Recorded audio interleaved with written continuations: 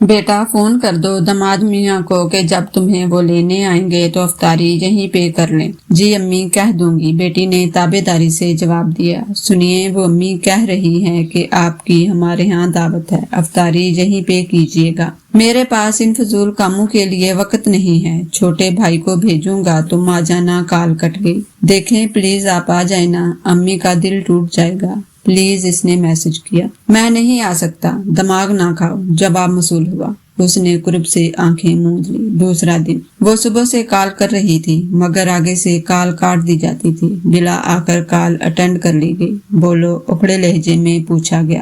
وہ کیسے ہیں آپ؟ اس نے زبردستی لہجے کو حشاش بنایا۔ میں ٹھیک ہوں، کام کی بات کرے۔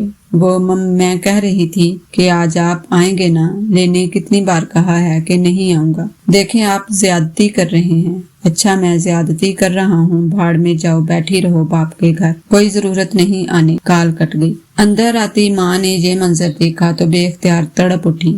کیا ہوا بیٹی؟ ایک نظر ماں کے جھریوں زدہ چہرے پر ڈالی اور کہا کچھ نہیں امی، آنکھ میں کچھ چلا گیا۔ داماد میاں کیا کہتے ہیں؟ امی انہیں ضروری کام سے دوسرے شہر جانا ہے، وہ نہیں آ پائیں گے۔ کوئی بات نہیں، میں ان کی افطاری گھر لے جاؤں گی۔ یہ کہتے ہوئے وہ آنسو چھپانے کی خاطر اٹھ کھڑی ہوئی۔ یہ نہ جانے کتنے گھروں کی کہانی ہے، نہ جانے کتنی بیٹیاں ماں باپ کی خاطر کتنے آنسو چھپاتی ہیں اور خود کو خوش ظاہر کرتی ہیں، اور نہ جانے کتنے مرد ماں باپ کی لاڈلیوں سے یوں ہی بے دردی سے پیش آتے ہیں۔ ہمارے معاشرے میں بہت زیادہ یہ کام ہو رہا ہے۔ ذرا سی غلطی پر بیوی کو مارتے پیٹتے ہیں اور اپنی جہالت کا ثبوت دیتے ہیں۔